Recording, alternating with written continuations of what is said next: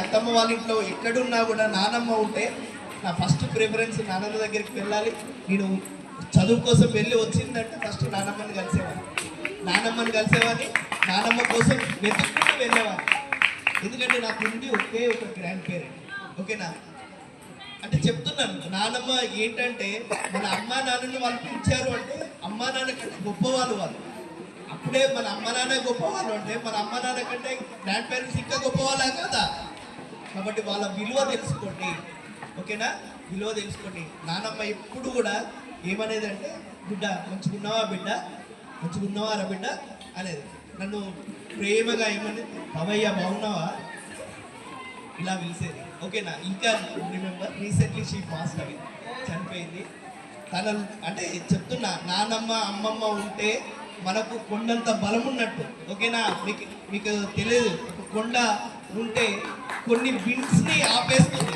నానమ్మ అమ్మమ్మ ఉంటే ఓకేనా కొన్ని వందల ప్రాబ్లమ్స్ని సాల్వ్ చేస్తారు వాళ్ళు.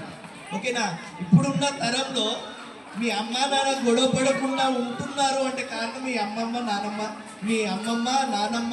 మీ తాతయ్యలు మాత్రమే. వాళ్ళు ఉన్నారు కాబట్టి ఆ ధైర్యంతో బతుకుతున్నారు ఇప్పటికీ.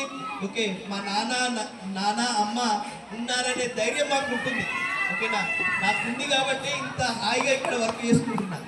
కాబట్టి వాళ్ళ విలువ తెలియకుండా బ్రతకండి పిల్లలు. ఓకే, మీకే చెప్తున్నాను. ఓకేనా, గ్రేట్ చెప్పండి, ఒక్కసారి చెప్పండి. East or west, who is the great? East or west, who is the best? East or west? Grand parent or best. Okay, east or west? East or west? Okay, I love you. మీ తాతయ్య పేరు చెప్పి love you చెప్పండి.